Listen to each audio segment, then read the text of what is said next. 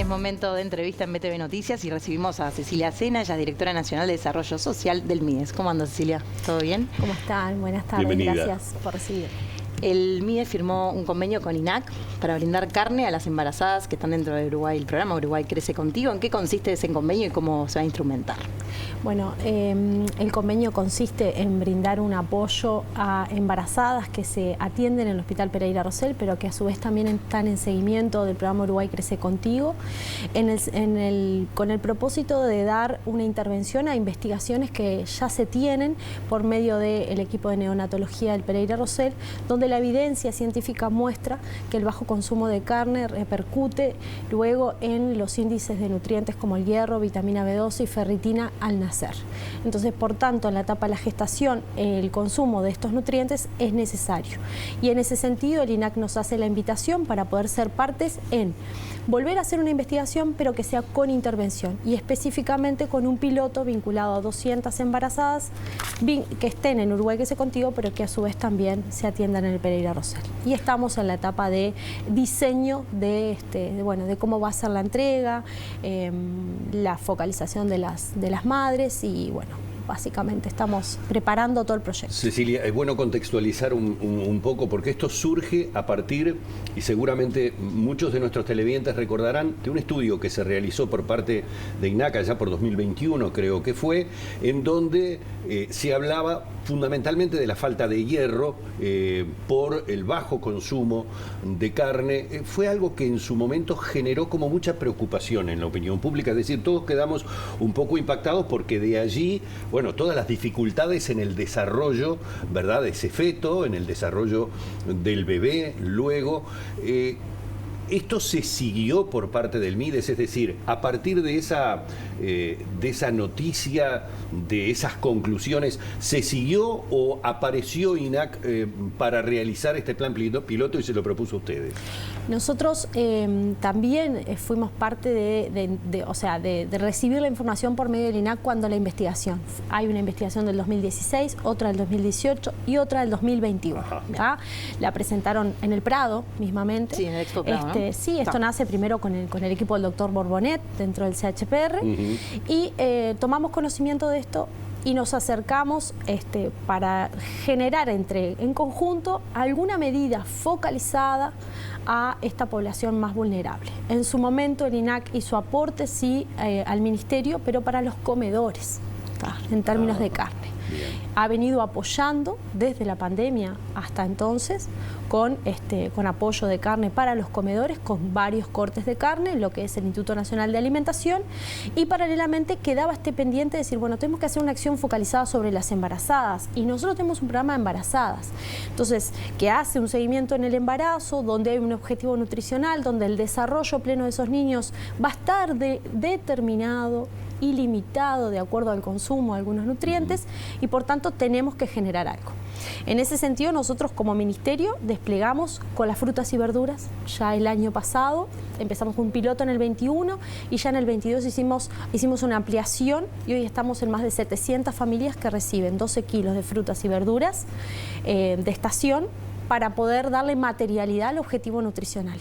Y ahora se suma la carne, sí con una invitación del INAC, pero no somos desconocedores de la situación que plantea la evidencia científica. Ahora viene con el apoyo del INAC. Esto lo que nos va a dejar a nosotros es, bueno, esto es una necesidad de que la política pública responda después a esta problemática cuando la evidencia demuestre que en la intervención modificamos los resultados de los nacimientos de los niños. Perfecto. Y ahí vamos a tener que sentarnos de vuelta y decir, bueno, hay que barajar de nuevo y tomar decisiones con la evidencia sobre la mesa. Bárbaro. Esto es por 2 años, ¿estoy bien? 18 meses dura el proyecto. Lo comenzamos el comité de seguimiento, la primera reunión la tuvimos antes de ayer con el equipo del doctor Moraes y parte del equipo del INAC para poder poner a nuestros equipos en el acercarnos a las madres que ya tenemos en seguimiento, pero hacerles la invitación. Y una invitación que además la gente tiene que saber que es voluntaria. Nosotros no vamos a obligar a que las madres estén dentro del marco de este proyecto. Nosotros vamos a invitarlas a ser parte de una investigación que hace el equipo de neonatología de la Universidad de la República, el CHPR, el INAC y el MIDES como interventor. Somos un vehículo que lo que busca es generarle un apoyo más a estas familias y a su situación de contexto. Bien. Que muchas veces es crítica. ¿A cuántas madres va a alcanzar en esta etapa, en esta situación en particular? En este piloto son hasta 200. Lo que no quiere decir que no nos desafiemos luego a poder llevar adelante estas iniciativas al resto del país. Porque en principio se hace en Montevideo y en el CHPR, porque hasta la metodología para la investigación, que es una toma de sangre durante el embarazo, que luego es una toma de muestra del cordón umbilical sin pinchar a los niños, al nacimiento se tiene que tener controlado el lugar de nacimiento. Entonces, por tanto, el equipo de investigadores prefiere en esta primera instancia decir, bueno, hagamos donde ya tenemos evidencia que hay una realidad latente, que es el Hospital Pereira Rosell. Muy bien. Cecilia, para terminar con esta pregunta particularmente, son 18 meses, como vos decías, una vez que se finalice este gobierno, eso va a seguir, o sea, es un convenio que sigue. No es que termine el gobierno, no importa quién gane, o sea, es importante aclararlo para las personas que van a participar también. Exactamente. Estos son acciones que se dan en el marco de las políticas públicas, que no tienen un color político y que van a quedar, bueno, por supuesto, quien venga va a tener frente a sus ojos una realidad en la cual va a tener que tomar decisiones. Por si este tipo de acciones se continúan en el tiempo y se universalizan a la población más vulnerable, o de lo contrario, si este tipo de acciones se retiran. Eso ya pasa a otro nivel y en otro capítulo. Pasando a otro subtema, y estaba recordando que ayer, allí donde estás tú sentada, estaba Olga de las Heras, la directora de Educación Primaria Inicial, y entre múltiples cosas que charlamos en estos mediados de febrero, empezamos ya como a orejear lo que es el comienzo del año lectivo, nos volvía a hablar de la tendencia nuevamente a la baja en la matrícula que existe, básicamente ocasionado por el tema de la baja natalidad que tenemos en el Uruguay. Es hora de empezar a pensar ya en políticas públicas para algo que año a año se viene dando en cuanto a la baja de la natalidad. Sí, es hora de pensar si queremos tener un país desarrollado. Es hora de generar acuerdos y consensos políticos que hagan a políticas que incentiven a la natalidad, que acompañen la crianza en las familias, que protejan a las familias con mayor vulnerabilidad en situación de crianza de niños pequeños.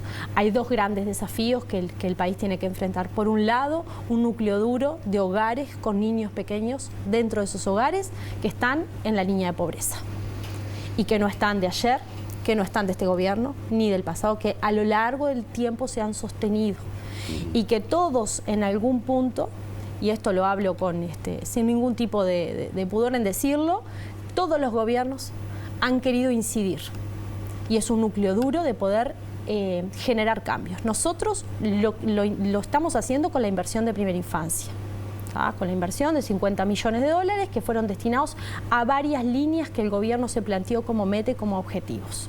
Otros gobiernos hicieron otras cuestiones, pero todos en la trayectoria lo que vemos es que fortalecemos políticas que el país ya tomó como propias y que son buenas para esa primera infancia.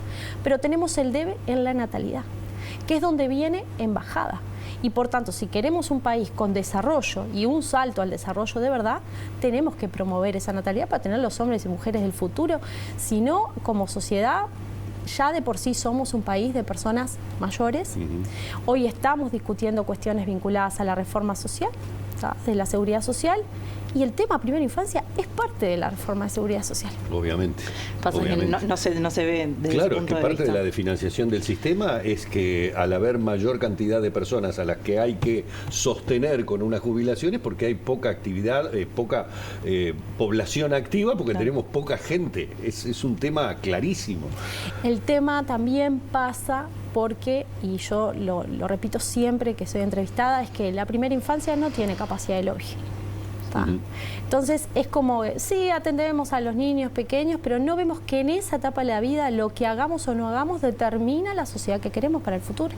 Determina o condiciona, limita o eleva la calidad de vida, el nivel de vida, las oportunidades para esa población y por tanto la sociedad del mañana. Entonces yo creo que ahí hay un consenso que te puedo decir que es hasta político, y que le toque a quien le toque gobernar, hay acuerdos y hay políticas que deberían de firmarse en un papel como acuerdo único, que no se tocan, porque son lo que el país no puede dejar de hacer.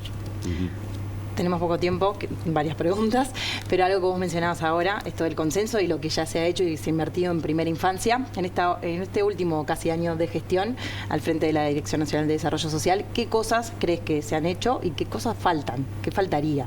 Como para decir, bueno, este año... Bueno, ¿cómo lo cerramos? Es una pregunta. Lo cerramos bueno, de manera positiva. Si tengo que decir cómo ha sido la gestión, ha sido con la adversidad de una pandemia, con la adversidad de tener que poder darle una respuesta a las familias con mayores situaciones complejas y en la distancia de lo que era aquella pandemia, que no sabíamos a lo que nos íbamos a enfrentar, el sostener esa cercanía fue uno de los desafíos más fuertes que pudimos lograr, que no se nos perdieran las familias en el camino.